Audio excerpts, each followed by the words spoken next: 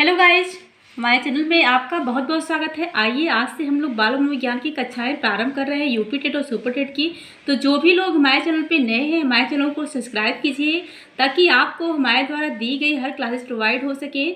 हमें इस चैनल पे हमने जो है संस्कृत की क्लासेस भी स्टार्ट की हैं। तो जो भी लोग यूपी टेट की परीक्षा में संस्कृत विषय से जो है परीक्षा देने जा रहे हैं, तो वो लोग हमारे चैनल को सब्सक्राइब कीजिए ताकि आपको जो है आपको 30 नंबर संस्कृत क्वेश्चन जो आते हैं आपको हमारी क्लास देखने से जो है आपको मिल जाएंगे। तो देर ना करते हुए आप लोग हमारे चैनल को सब्सक्राइब कीजिए। और आज की क्लास में हम लोग बाल मनोविज्ञान के इतिहास पे चर्चा करेंगे। तो जो भी लोग हमारे क्लास को देखना चाहते हैं, आप अगर चाहते हैं हमारे द्वारा दी गई हर क्लास आपको डेली मिले, तो आप हमारे चैनल को सब्सक्राइब कीजिए। आइए सबसे पहले हम लोग पढ़ते हैं बाल मनोविज्ञान का इतिहास। मनोविज्ञान शब्द जो है अंग्रेजी के साइकोलॉजी का शब्द का समानार्थी है। साइकोलॉजी शब्द जो खुद भी जो है लैटिन भाषा के दो शब्दों साइकी एवं लोगस से मिलकर बना है, जिसका अर्थ होता है आत्मा का अध्ययन या आत्मा का विज्ञान। तो यहाँ से भी क्वेश्चन परीक्षाओं में आपके पूछ लिए जाते हैं कि मनोविज्ञान शब्द जो है किस शब्दों के योग से बना है, या जो ये मनोविज्ञान शब्द है यह जो है किस भाषा का शब्द है। तो यह अंग्रेजी भाषा के साइकोलॉजी शब्द का समानार्थी है। आइए बात करते हैं कि एबिंगहास ने कहा कि मनोविज्ञान का अतीत बहुत ही लंबा है, लेकिन इसका इतिहास जो है बहुत ही छोटा है। ये कथन किसका है? एबिंगहास ने।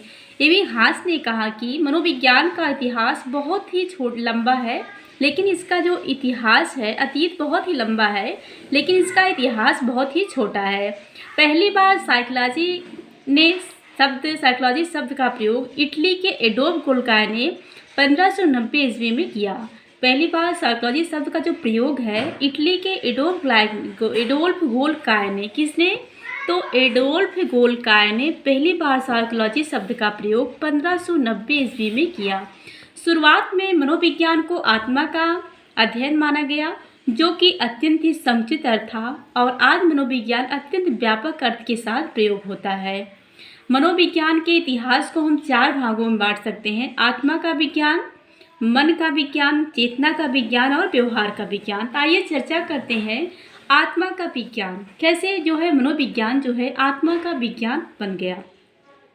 प्राचीन यूनान में वास्तव में मनोविज्ञान का कोई अलग विषय नहीं था, अपितु यह जो है क्या था, एक दर्शन का हिस्सा था, क्योंकि प्लेटो, अरस्तु और सुकरात जैसे विद्वान आदर्शवाद में यकीन करते थे, जिसमें मोक्ष की प्राप्ति के लिए व्यक्ति को अपनी आत्मा की शुद्धता पर ज़्यादा महत्व देना होता था। तो इसीलिए मनोविज्ञान जो है प्राचीन यूनान में जो है, यानी कि जो प्राचीन यूनान में मनोविज्ञान जो है आत्मा का विज्ञान बना। और इसके बाद जो है यह धारणा थी कि प्राचीन यूनान जो है से शुरू होकर लगभग यह 16वीं शताब्दी तक चली। आत्मा का विज्ञान की जो धारणा थी लोगों में 16वीं शताब्दी तक चली। इसके बाद आता है मन का विज्ञान। तो 17वीं शताब्दी की शुरुआत तक मनोविज्ञान अपना जो है फोकस आत्मा से अपना ध्यान हटा दिया। पोम्पुलाची ने पहली बार मनोविज्ञान का मन और मस्तिष्क का विज्ञान कहा। किसने?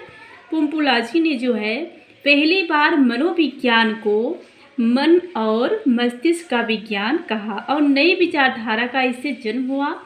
मनोविज्ञान को मन का विज्ञान मानने वाले में है रूसो, इमैनुअल कांट, लॉक आदि के नाम प्रमुख जो इस विचारधारा को मानते हैं। और ये जो है विचारधारा 17वीं शताब्दी में मिलती है, मन का विज्ञान।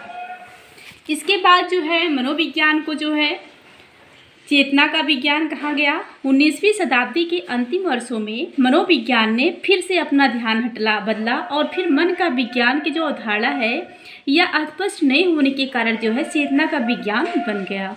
1849 में संरचनावाद के जनक जर्मन मनोवैज्ञानिक विलियम वुंट ने 1879 में संरचनावाद के जनक, ये पॉइंट आपको ध्यान में रखना है कि संरचनावाद के जनक थे विलियम वुंट, और जो कि जर्मनी के लीप्जिग शहर में, कहाँ पे? तो जर्मनी के लीप्जिग शहर में मनोविज्ञान की पहली प्रयोगशाला स्थापित करके चेतना का अध्ययन किया।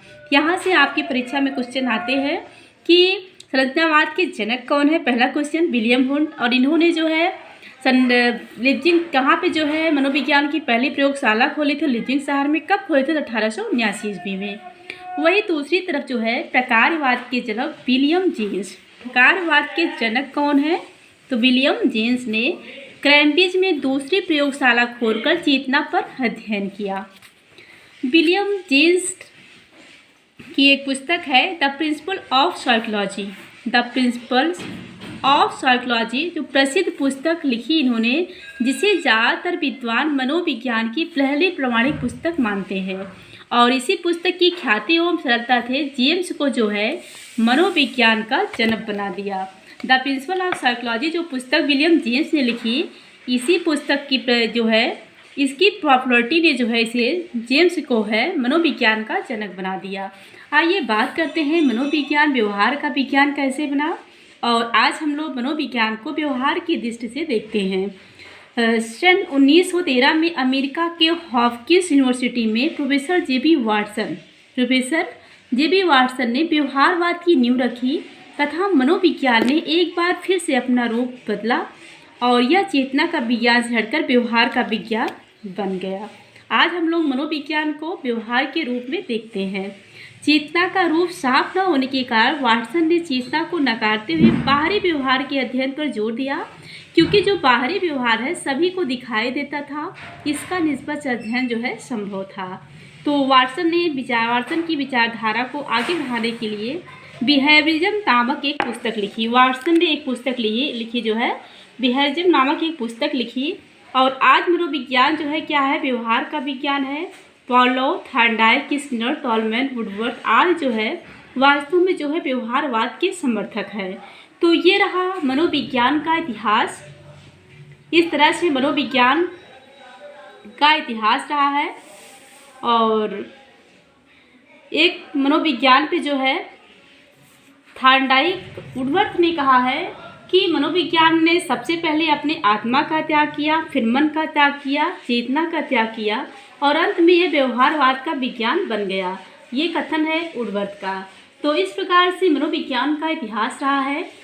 तो जो भी लोग हमारे यहाँ पे नए हमारे सब्सक्राइब कीजिए। हमारी क्लास आपको कैसी लगी हमें कमेंट में ज़रूर बताइएगा।